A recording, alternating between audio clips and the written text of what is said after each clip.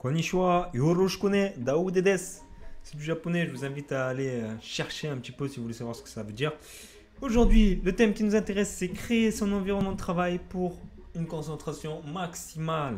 Donc, dans cette vidéo, ce que je vais faire, c'est que je vais être bref. Je vais vous présenter deux points très importants avec des sous-parties dans chacun des points. Voilà. Je vous invite à appliquer ces points durant cette semaine et de voir les résultats au bout de 5-6 jours. Vous voyez, en appliquant chaque jour la méthode. Voilà. Donc, normalement, vous devrez voir quelques changements. Je vais être assez bref. Je vais passer sur certains concepts que je développerai dans d'autres vidéos. Voilà.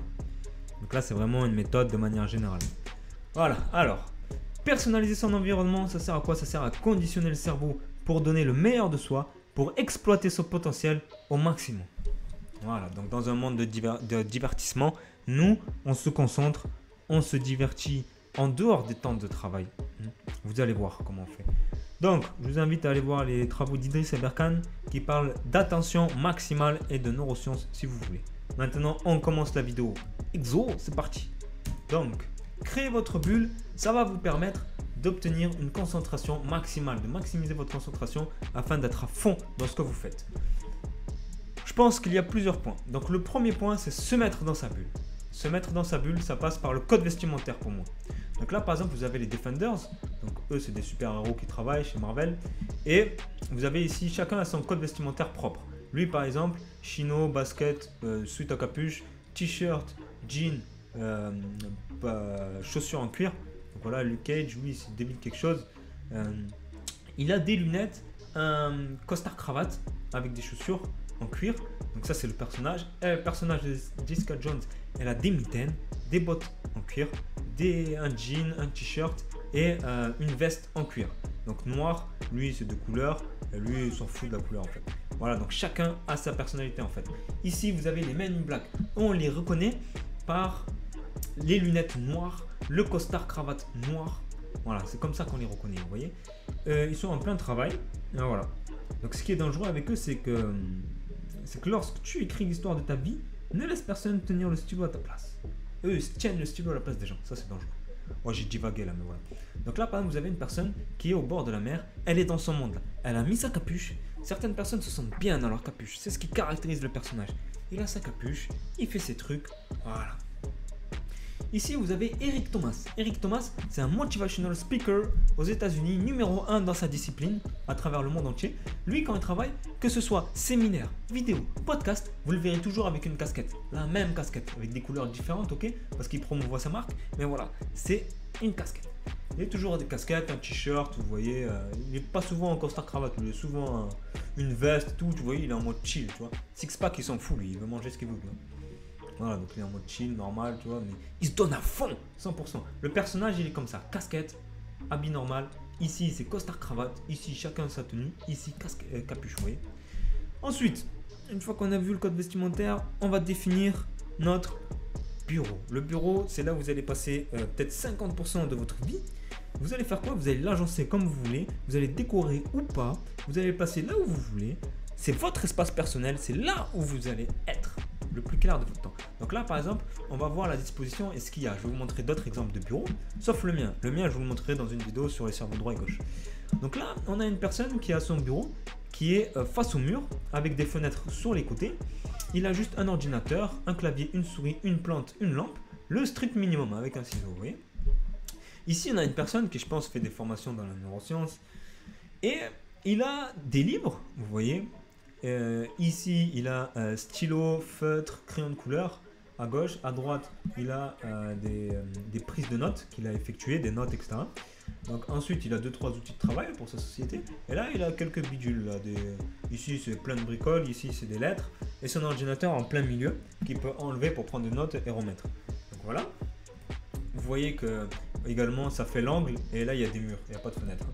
Ici, vous avez une personne qui a un bureau épuré, juste un ordinateur, un clavier, une souris, un stylo et là une boîte que je ne sais pas à quoi ça sert, le strict minimum. Vous voyez qu'il est en face d'une fenêtre, avec une fenêtre à gauche, un rideau, et il a un radiateur derrière lui. Voilà. Ici, vous avez une personne qui est face au mur cette fois-ci. Elle a pareil un clavier, une souris, un ordinateur avec ici plein de bricoles. Je suis sûr qu'il y a plein de stylos qui servent à rien, etc. Là, elle a un ordinateur, des écouteurs, là aussi un outil de travail, là, des canons pour son appareil photo, des bricoles, là, des post-it. Elle a un Spider-Man pour la déco. Ici, une citation pour la déco aussi. Donc, some amazing quote, c'est mettez une citation amazing. J'ai plus les mots en français, vous voyez. Voilà, donc elle a plein de bidules, je suis sûr qu'elle peut épurer un peu le truc, mais voilà, elle a choisi de mettre tout ça. Ici, vous avez également l'exemple d'un bureau d'une personne qui est là sur le lieu de travail, je pense, avec des plantes, une lampe, 2 écrans pour travailler, vous voyez. Là, il a une tasse avec un portant de notier, là, un petit support pour pas abîmer le bureau. Ici, vous avez un clavier, une souris, etc. Ouais. Donc là, vous avez les 4 exemples, du plus épuré au plus, on va dire, un peu plus décoré, etc. C'est à vous de personnaliser comme vous le sentez. C'est votre espace personnel. Donc, maintenant qu'on a vu comment on crée sa bulle, eh bien, on va se mettre en condition. Une fois qu'on s'est habillé comme on voulait, on s'est installé à notre bureau, qu'est-ce qu'il faut faire? Mettre le téléphone en mode avion. Mode avion, mode avion, mode avion, mode avion. Pour se couper de toutes les distractions qui sont liées aux réseaux sociaux, aux notifications, aux applications, etc. Aux appels qui peuvent nous interrompre, SMS, etc. On va se mettre en mode avion pour ne pas être interrompu dans notre tâche. Exemple simple. Vous avez déjà été à court de batterie ou sorti sans téléphone? Est-ce qu'il s'est passé quelque chose de grave? Vous connaissez la réponse? Voilà.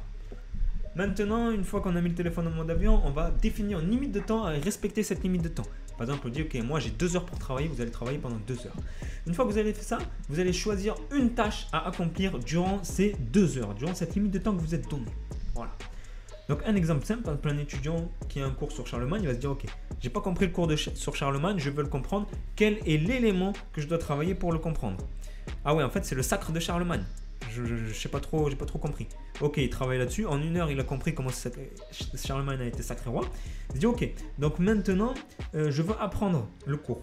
Donc, dans les 1 heure qui me reste, je vais apprendre les dates clés. Parce qu'avec les dates clés, voilà, j'ai l'ordre chronologique, j'ai les différents événements. Donc, hop, c'est parti. Il apprend les dates clés. Vous voyez, il cible. Une personne lambda, elle se dit, quel est le truc qui va me permettre d'atteindre mon idéal, mon objectif. Là, pendant ce temps que je me suis fixé. Ouais. Ensuite, quelque chose que vous pouvez faire, c'est vous mettre du bruit blanc dans vos oreilles. Le bruit blanc, vous allez sur le Play Store ou l'Apple Store télécharger une application afin d'avoir du bruit blanc. C'est des applis gratos. Vous pouvez mettre bruit de nature, etc. Bruit blanc, vous allez trouver.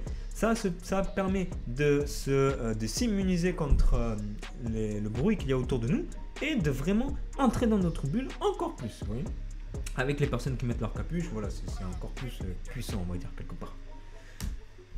Se balancer. Ah, le bruit blanc, c'est un bruit qui est régulier, périodique et constant. Ensuite, vous pouvez également vous balancer. Vous avez vu des enfants qui se balançaient. Ah, c'est naturel en fait. Je vais vous prouver ça. À l'école, tout le monde se balance, que ce soit le buste, la chaise, les pieds, etc. Donc, les mères qui accouchent à travers le monde entier, qui sont en maternité, est-ce qu'elles communiquent entre elles? En Asie, en Europe, en Afrique, en Amérique, etc. Elles n'ont pas que ça à faire. Elles doivent s'occuper de leur petit et retrouver leur force. Donc, le petit, quand il pleure, qu'est-ce qu'elles font? Elles le prennent dans leurs bras et elles le balancent. Donc, les parents font ça, également les pères plus tard. Mais, est-ce qu'ils se sont passés le mot entre eux? Mais pas du tout. C'est un langage universel. Donc, se balancer, c'est un langage universel. Moi, quand je révise, je me balance. Là, je suis en train de parler, je me balance également, vous voyez?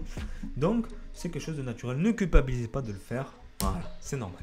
Ensuite, on va entrer en mode alpha. Mode alpha, c'est avec la respiration. On va diminuer le nombre de pensées qui nous traversent l'esprit pour être tranquille, apaisé, focus.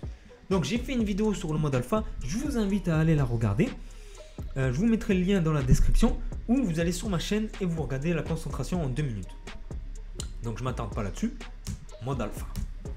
Maintenant, c'est parti. XO, vous avez les méthodes, vous pouvez y aller. Let's go.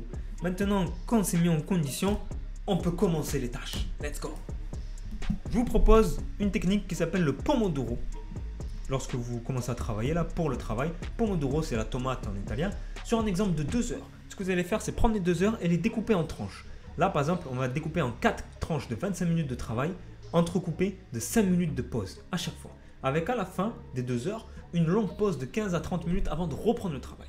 Ça sert à quoi? Ça sert à ce qu'on a travaillé et là, hop, le cerveau, hop, il a le temps de digérer, de rebooter, de repenser les informations et de repartir tranquillement ensuite. Voilà, donc on ne va pas overbooker le cerveau avec des informations de manière à ce qu'il sature et qu'il soit obligé de divaguer, de procrastiner pendant 1 heure avant de revenir. Donc là, on maximise un peu le truc.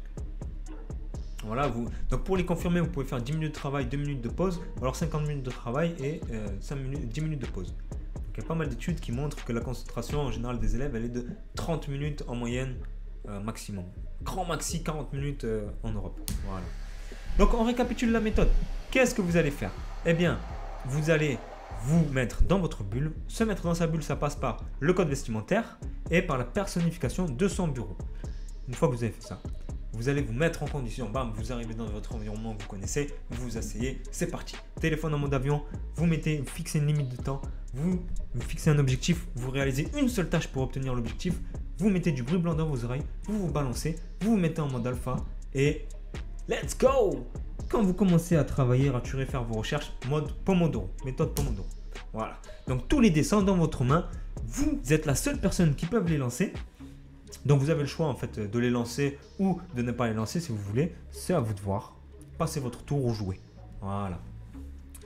Donc maintenant je vous invite à vous abonner, activer la cloche là des notifications pour savoir quand est-ce que je poste une vidéo. Je la poste 1 fois par semaine, j'en poste. Également, qu'est-ce que je fais? Eh bien, je vous invite à laisser un like et laisser un commentaire et me donner des suggestions de vidéos si vous voulez. Voilà. Donc la semaine prochaine, je vais publier une vidéo sur les habitudes. Prendre une habitude, ça sert à quoi une habitude, comment on décode une habitude. Voilà. Donc sur ce, je vous dis à la semaine prochaine. A plus. Amusez-vous bien.